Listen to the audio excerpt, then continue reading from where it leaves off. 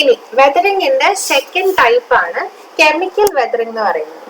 Chemical weathering എന്ന് പറയുന്നത് physical weathering പോലെയല്ല. ഇവിടെ ഡിസിൻറ്റഗ്രേഷൻ ഓഫ് റോക്സിന്റെ മെയിൻ കോസ് എന്ന് പറയുന്നത് കെമിക്കൽ ഡീകമ്പോസിഷൻ ഓഫ് റോക്സ് ആണ്. ഈ കെമിക്കൽ ഡീകമ്പോസിഷന്റെ മെയിൻ കോസ് എന്ന് പറയുന്നത് interaction between atmospheric gases and moisture and also the minerals present in rocks. നമുക്കറിയാം റോക്സിൽ ഏറ്റവും കൂടുതലുള്ളത് മിനറൽസ് ആണ്. ഓക്കെ, ആൻഡ് ഈ മിനറൽസ് ഒന്നും ഇക്വിലിബ്രിയം കണ്ടീഷൻ അഥവാ കെമിക്കൽ ഇക്വിലിബ്രിയം കണ്ടീഷൻസിലല്ല ഇരിക്കുന്നത്.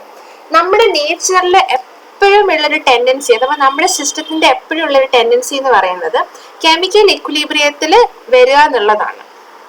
സോ ഈ കെമിക്കൽ ഇക്വിലിബ്രിയത്തിലേക്ക് വരാൻ വേണ്ടി ഈ മിനറൽസ് എന്ത് ചെയ്യും എന്ന് പറഞ്ഞാൽ അറ്റ്മോസ്ഫിയറിലുള്ള ഗ്യാസസ് ആയിട്ടും മോയ്സ്ചർ ആയിട്ടൊക്കെ റിയാക്ട് ചെയ്തിട്ട് പുതിയ കെമിക്കൽ കോമ്പൗണ്ട്സ് ഉണ്ടാവും. ഈ കെമിക്കൽ കോമ്പൗണ്ട്സ് ഉണ്ടാവുന്ന സമയത്ത് എന്താ സംഭവിക്കാന്ന് പറഞ്ഞാൽ കെമിക്കൽ ഡീകേ നടന്ന് കുറെ ആസിഡ്സ് പ്രൊഡ്യൂസ് ചെയ്യും. ഈ ആസിഡ്സ് ഒക്കെ കൊറോസീവ് ഇൻ നേച്ചറാണ്. സോ ഈ കൊറോസീവ് നേച്ചർ കാരണം എന്താ സംഭവിക്കാന്ന് പറഞ്ഞാല് റോക്സ് ഇരുന്ന് ഡീകേ ചെയ്യും. ഡീകേ ചെയ്തിട്ട് അവര് സ്മോളർ ഫ്രാഗ്മെന്റ്സ് ആയിട്ട് ഡിസിൻറ്റഗ്രേറ്റ് ചെയ്യും.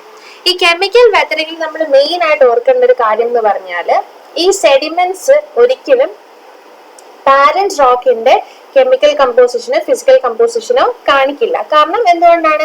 ഇവര് കെമിക്കൽ ആക്ടിവിറ്റിയിൽ കൂടിയാണ് ഈ സ്മോളർ ഫ്രാഗ്മെന്റ്സ് ഉണ്ടാവുന്നത്. So they won't be having the characteristics as that of the parent rock. Okay, നമ്മൾ ഫിസിക്കലിൽ പറഞ്ഞതുപോലെ തന്നെ കെമിക്കൽ വെതറിങ്ങിനും ഡിഫറെന്റ് ടൈപ്സ് ഓഫ് പ്രോസസ് ഉണ്ട്. അതിൽ ഫസ്റ്റ് വരുന്നതെന്ന് പറഞ്ഞാൽ സൊല്യൂഷൻ. സൊല്യൂഷൻ എന്ന് പറഞ്ഞാൽ എന്താണ്? നമുക്കറിയാം റോക്സിൽ ഇഷ്ടം പോലെ മിനറൽസ് ഉണ്ട്. സോ ഈ മിനറൽസ് അറ്റ്മോസ്ഫിയറിലെ മോയ്സ്ചർ ആയിട്ട് കോണ്ടാക്ട് വരുമ്പോൾ എന്താ സംഭവിക്കുക? അതിൽ ഡിസോൾവ് ആയി പോകും അല്ലേ? സോ വാട്ടർ ആണ് നമ്മുടെ യൂണിവേഴ്സിലെ ഏറ്റവും നല്ല സോൾവെന്റ് എന്ന് പറയുന്നത്. സോ ഈ മിനറൽസ് ആ വാട്ടറിൽ സോള്യുബിൾ ആയി പോകും. അങ്ങനെ സോള്യുബിൾ ആയി പോകുമ്പോൾ എന്താ സംഭവിക്കുക? ഡിസിൻറ്റഗ്രേഷൻ നടക്കും. ഇനി എല്ലാ സോൾട്സും പ്യോർ വെള്ളത്തിൽ സോള്യുബിൾ ആയി പോവില്ല. കാരണം പ്യോർ വെള്ളത്തിനേക്കാളും കുറച്ച് ഇംപ്യൂരിറ്റി ഉള്ള വെള്ളമാണ് നമ്മൾ ബെസ്റ്റ് സോൾവെന്റ് ആയിട്ട് പറയുന്നത്.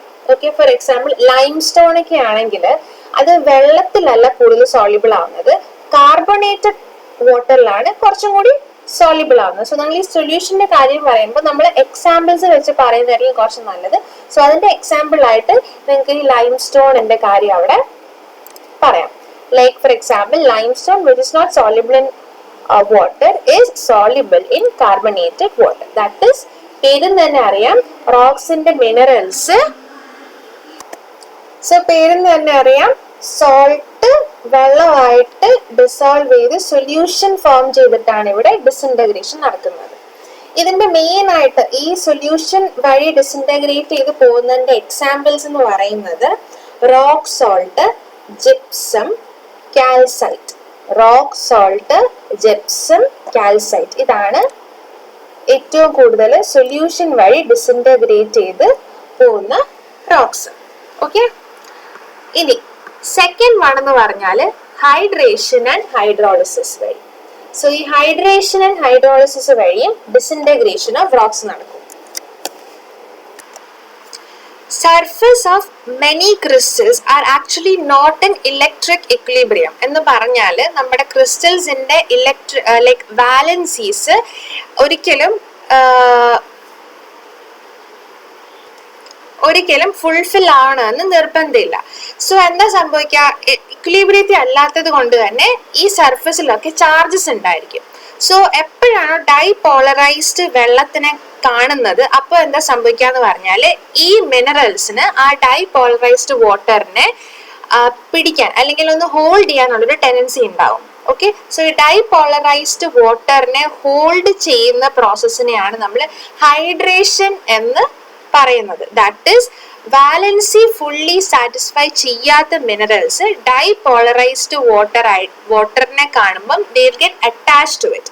അതിനെയാണ് നമ്മൾ ഹൈഡ്രേഷൻ പ്രോസസ് എന്ന് പറയുന്നത്. That is the ions tend to hold the polarised side of the water molecule and form a hydrate. and this process of addition of the water molecule is termed as hydration. Okay, is called as hydration. അതിൻ്റെ example ആണ് നമ്മൾ calcium sulphate എന്ന് പറയുന്നത്. ഈ calcium സൾഫേറ്റും വെള്ളവും കൂടി react ചെയ്തിട്ട് calcium സൾഫേറ്റിന്റെ ഹൈഡ്രൈറ്റ് form ചെയ്യും. അതിനെയാണ് നമ്മൾ ജിപ്സം എന്ന് പറയുന്നത്. Gypsum is actually an hydrated form of this calcium sulphate. Okay, second example ആണ് നമ്മുടെ ഓർത്തോക്ലേസ്. ഈ ഓർത്തോക്ലേസ് എന്താ സംഭവിക്കുക? ഹൈഡ്രേഷന് പകരം ഇവിടെ നടക്കുന്നത് ഹൈഡ്രോളിസിസ് ആണ്. ഹൈഡ്രേഷനിൽ എന്താ പറയുന്നത്? ജസ്റ്റ് ആ ഒരു പോളറൈസ്ഡ് വാട്ടർ മോളിക്യൂളിലേക്ക് ഈ ഒരു ക്രിസ്റ്റൽ അറ്റാച്ച്ഡ് ആവുകയാണെങ്കിൽ ഹൈഡ്രോളിസിസിൽ എന്താ നടക്കുന്നതെന്ന് ചോദിച്ചാൽ അവിടെ എക്സ്ചേഞ്ച് ഓഫ് അയോൺസ് ആണ് നടക്കുന്നത്. സോ ഓർത്തോക്ലേസിൽ എന്താ സംഭവിക്കുന്നത്? ഓർത്തോക്ലേസിലുള്ള K+ പൊട്ടാഷ്യം അയോണിനെ റീപ്ലേസ് ചെയ്തിട്ട് വെള്ളത്തിലുള്ള H+ അയോണിനെ ഇത് ആഡ് ഓൺ ചെയ്യും. അതാണ് ഇവിടെ ഇക്വേഷൻ ആയിട്ട് ഇവിടെ എഴുതിയിരിക്കുന്നത്. KAlSi3O8 plus H+. എന്താ സംഭവിക്കുക? പൊട്ടാഷ്യത്തിനെ റീപ്ലേസ് ചെയ്തിട്ട് അവിടെ അതിന് പകരം ഹൈഡ്രജൻ അയോൺ ആഡ് ഓൺ ചെയ്യുവാണ്. സോ ഈ പ്രോസസ്സിനെയാണ് നമ്മൾ ഹൈഡ്രോളിസിസ് പ്രോസസ് എന്ന് പറയുന്നത്.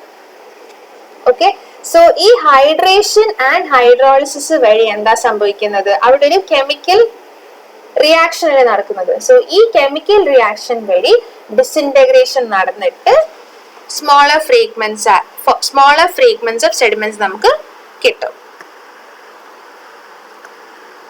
തേർഡ് പ്രോസസ് ആണ് ഓക്സിഡേഷൻ ആൻഡ് റിഡക്ഷൻ. നമുക്ക് പേരിന്ന് തന്നെ നമ്മൾ ഫെമിയർ ആണ്. നമ്മൾ ഏറ്റവും കൂടുതൽ കെമിസ്ട്രിയിൽ യൂസ് ചെയ്യുന്ന ഒരു വാക്കാണ് ഓക്സിഡേഷനും റിഡക്ഷനും. സോ ഓക്സിഡേഷൻ എന്ന് പറഞ്ഞാൽ എഡിഷൻ ഓഫ് ഓക്സിജനും റിഡക്ഷൻ എന്ന് പറഞ്ഞാൽ റിമൂവൽ ഓഫ് ഓക്സിജനുമാണ്. ഈ oxidation and reduction chemical process ഏറ്റവും കൂടുതൽ കണ്ടുവരുന്നത് അയൺ ഉള്ള മിനറൽസിലാണ്. ഓക്കെ, അയൺ ബെയറിംഗ് മിനറൽസ് ആണ് ഏറ്റവും കൂടുതൽ ഓക്സിഡേഷനും റിഡക്ഷനും കാണിക്കുന്നത്. സോ ഈ ഓക്സിഡേഷൻ ആൻഡ് റിഡക്ഷൻ നമുക്ക് പെട്ടെന്ന് കണ്ടുപിടിക്കാൻ പറ്റും. എങ്ങനെയാന്ന് ചോദിച്ചാൽ through the colour changes produced in iron bearing rocks. Iron bearing rocks നമ്മൾ എടുക്കുമ്പോൾ അതിൽ കളർ ചേഞ്ച് വെച്ചിട്ട് നമുക്ക് മനസ്സിലാവും ഓക്സിഡേഷൻ റിഡക്ഷനും നടക്കുവാണെന്നുള്ളത്. നമുക്ക് അതിന്റെ എക്സാമ്പിൾ നോക്കാം. Fe2+ ion is actually oxidized to Fe3+ ions ആണ് when exposed to air in rich moisture.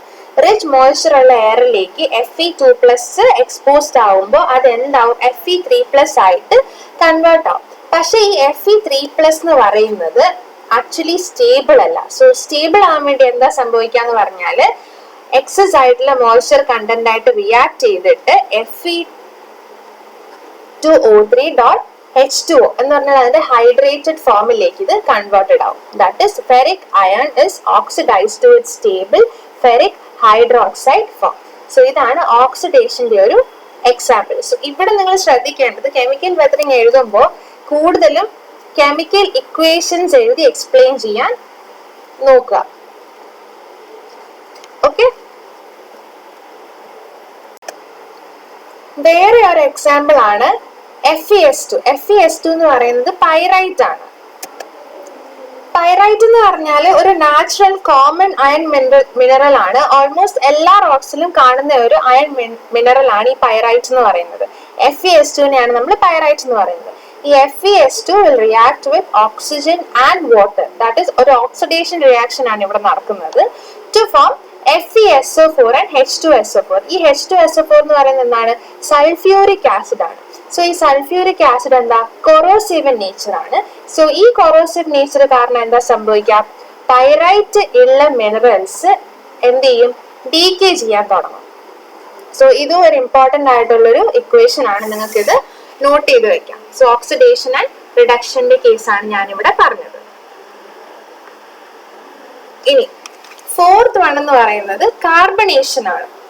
Carbonation എന്ന് പറഞ്ഞാൽ it is actually the process of weathering under the combined action of atmospheric carbon dioxide and moisture ആണ്. Okay, അറ്റ്മോസ്ഫിയറിലുള്ള carbon ഡൈ ഓക്സൈഡും മോയ്സ്ചറും കൂടെ react ചെയ്തിട്ട് കാർബോണിക് ആസിഡ് ഫോം ചെയ്യും. ഈ കാർബോണിക് ആസിഡും ഞാൻ നേരത്തെ പറഞ്ഞതുപോലെ കൊറോസീവ് നേച്ചർ ആണ്. ഈ മിനറൽസ് കാർബോണിക് ആസിഡ് ഉണ്ടാവുന്ന ഏത് റോക്കിന്റെ മേലാണ് ഈ കാർബോണിക് ആസിഡ് ഉണ്ടാവുന്നത് അതിൽ ഡിസിൻറ്റഗ്രേഷൻ നടക്കും. സോ കൂടുതലായിട്ടും കാർബണേഷൻ വഴി ഡിസിൻറ്റഗ്രേഷൻ കാണിക്കുന്നത് സിലിക്കേറ്റ് ബിയറിംഗ് റോക്സിനാണ് നമ്മൾ ഏറ്റവും കൂടുതലായിട്ട് ഈ കാർബണേഷൻ പ്രോസസ് നടക്കുന്നതായിട്ട് കണ്ടിട്ടുള്ളത്. പിന്നെ വരുന്നതാണ് കൊളോയിഡ് ഫോർമേഷൻ. ലാസ്റ്റ് വണ്ണാണ് കൊളോയിഡ് ഫോർമേഷൻ എന്ന് പറയുന്നത്. The process of hydration, hydrolysis, oxidation and reduction on rocks and minerals often result in splitting of particles into very small particles called colloids ആണ്. Colloids എന്ന് പറഞ്ഞാൽ അവരുടെ സൈസ് വളരെ ചെറിയ പാർട്ടിക്കിൾസിനെയാണ് നമ്മൾ ഈ കൊളോയിഡ്സ് എന്ന് പറയുന്നത്. ആക്ച്വലി അവർക്ക് പാർഷ്യലി സാറ്റിസ്ഫൈഡ് ഇലക്ട്രിക് ചാർജസ് ആണുള്ളത്. ദാറ്റ് ഈസ് കൊളോയിഡ്സ് ന്യൂട്രൽ അല്ല, അവർക്ക് പാർഷ്യൽ ചാർജസ് ഉണ്ട്. സോ ഈ കൊളോയിഡ്സ് എപ്പോഴാണ് ഉണ്ടാവുന്നതെന്ന് പറഞ്ഞാൽ weathering of clay minerals, silica and iron oxide, that is plasticity characters കൂടുതലുള്ള ബെഡ് റോക്സ് ആണ് ഈ കൊളോയിഡൽ ഫോർമേഷനിലേക്ക് റിസൾട്ട് ആവുന്നത്. Okay, and these colloids are easily precipitated as their charges are satisfied and form stable products. നേരത്തെ പറഞ്ഞു അവർക്കൊരു partially satisfied electric charges ആണ് ഉള്ളത് and അവരുടെ സ്മോൾ പാർട്ടിക്കിൾ സൈസ് കാരണം അവർ പെട്ടെന്ന് തന്നെ they can be precipitated out to form stable products. So main ആയിട്ടുള്ള 5 കെമിക്കൽ വെതറിംഗ് പ്രോസസ്സസ് ആണ് പറഞ്ഞിട്ടുള്ളത്. Solution, hydration and hydrolysis, oxidation and reduction, carbonation and finally colloid formation. പിന്നെ നമുക്ക് കെമിക്കൽ വെതറിംഗിൽ പഠിക്കാനുള്ള ഒരു പോയിന്റ് ആണ് സ്പിറോയിഡൽ വെതറിംഗ്. നമുക്ക് പേരെന്ന് തന്നെ മനസ്സിലാവും ഈ സെഡിമെന്റ്സ് വെതർ ചെയ്തുണ്ടാവുന്ന സെഡിമെന്റ്സിന് ഒരു സ്പിറോയിഡൽ ഷേപ്പ് ആയിരിക്കും. ഈ സ്പിറോയിഡൽ ഷേപ്പ് എങ്ങനെ അച്ചീവ് ചെയ്യുന്നതെന്ന് ചോദിച്ചാൽ കെമിക്കൽ വെതറിംഗ് കൊണ്ട് മാത്രമല്ല, it is caused by the combined action of mechanical and chemical weathering. നമ്മൾ ഈ ഒരു ടേം നമ്മൾ പഠിച്ച സമയത്ത് നേരത്തെ കണ്ടായിരുന്നു. ഏതാന്ന് ഓർമ്മയുണ്ടോ? എക്സ്ഫോയിലേഷൻ. എക്സ്ഫോയിലേഷനിൽ ഞാൻ പറഞ്ഞില്ലേ, മുകളിലത്തെ ലെയർ പീൽ ഓഫ് ചെയ്ത് വരുന്ന സമയത്ത് കേർവ്ഡ് സർഫസസ് എൻഡിലൊക്കെ കെമിക്കൽ വെതറിംഗ് നടന്നിട്ട് കേർവ്ഡ് സർഫസ് ഉണ്ടാകുന്നു. ആ ഒരു രീതിയാണ് ഇവിടെ. Combined action of mechanical and chemical weathering നടന്നിട്ട് ഉണ്ടാവുന്ന സെഡിമെന്റ്സ് എപ്പോഴും സ്പിറോയിഡൽ ഷേപ്പ് ആയിരിക്കും. ഇത് ആക്ച്വലി കുറച്ച് കോംപ്ലെക്സ് ആണ്. അങ്ങനെ ഒരു സ്പെഷ്യൽ ടൈപ്പ് ഓഫ് വെതറിംഗ് ആണ്. നമുക്ക് കോമൺ ആയിട്ട് കാണാൻ പറ്റുന്ന വെതറിംഗ് അല്ല ഈ സ്പിറോയിഡൽ വെതറിംഗ് എന്ന് പറയുന്നത്. കെമിക്കലും ഫിസിക്കൽ വെതറിംഗ് അല്ലാണ്ട് ഒരു സ്പെഷ്യൽ ടൈപ്പ് വെതറിംഗ് വരുന്നതാണ് ഓർഗാനിക് വെതറിംഗ് എന്ന് പറയുന്നത്. ദാറ്റ് ഈസ് പ്ലാന്റ്സ് അഥവാ ഓർഗാനിസംസ് എങ്ങനെയാണ് ഈ വെതറിംഗിലേക്ക് കോൺട്രിബ്യൂട്ട് ചെയ്യുന്നതാണ് നമ്മൾ നോക്കുന്നത്.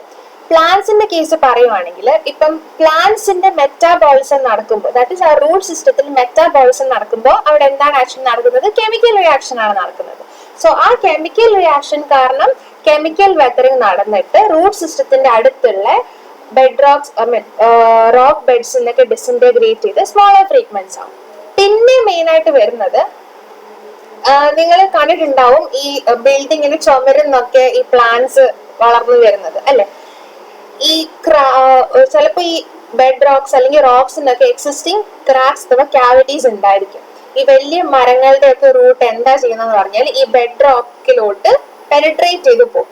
സോ ഈ മരം വളരുന്ന അനുസരിച്ച് ഈ റൂട്ട് എന്ത് ചെയ്യും? കൂടുതൽ ഈ റോക്സിലോട്ട് പെനിട്രേറ്റ് ചെയ്ത് പോയിട്ട് അങ്ങനെ ഡിസിൻറ്റഗ്രേഷൻ സംഭവിക്കാറുണ്ട്. പിന്നെ വരുന്നത് action of rodents on rocks. ഈ റാറ്റ്, റാബിറ്റ് അവരൊക്കെ വീടുണ്ടാക്കാൻ വേണ്ടി എന്താ ചെയ്യുന്നത്? ഈ കല്ലൊക്കെ ചുരണ്ടി അതില് പൊത്ത ഉണ്ടാക്കിയിട്ട് താമസിക്കുന്ന ജീവികളാണ്. സോ അവർ ആ ചുരണ്ടുന്ന സമയത്തും ശരിക്കും അവിടെ എന്താ നടക്കുന്നത്? ഡിസിൻറ്റഗ്രേഷൻ നടന്നിട്ട് സെഡിമെന്റ്സ് ആണ് ഉണ്ടാകുന്നത്. അതാണ് ഇവിടെ എഴുതിയിരിക്കുന്നത്. Action of rodents on rocks will cause the disintegration of rocks. പിന്നെ അതുമല്ല, നമ്മൾ ഹ്യൂമൻ ബീയിങ്സും ഈ വെതറിങ്ങിന് കോൺട്രിബ്യൂട്ട് ചെയ്യാറുണ്ട്. നമ്മൾ പോയി മൈനിങ് ചെയ്യാറുണ്ട്, ക്വാറിങ് ചെയ്യാറുണ്ട്, കൺസ്ട്രക്ഷൻ പർപ്പസസിന് വേണ്ടി ഈ കല്ലൊക്കെ ഇടിച്ചു പൊടിച്ചെടുക്കാറില്ലേ? അതും ആക്ച്വലി വെതറിങ്ങിനൊരു കോസ് ആവുകയാണ്. സോ ഇതെല്ലാം കൂടിയിട്ടാണ് നമ്മൾ ഓർഗാനിക് വെതറിങ് എന്ന് പറഞ്ഞ ലിവിങ് ഓർഗാനിസംസും ഈ വെതറിങ്ങിന് വേണ്ടി കോൺട്രിബ്യൂട്ട് ചെയ്യാറുണ്ട്. അത് നമ്മൾ കളക്റ്റീവ്ലി വിളിക്കുന്ന പേരാണ് ഓർഗാനിക് വെതറിംഗ് എന്നുള്ളത്. അടുത്ത നമ്മൾ നോക്കുന്നത് what are the factors effecting weathering എന്നാണ്.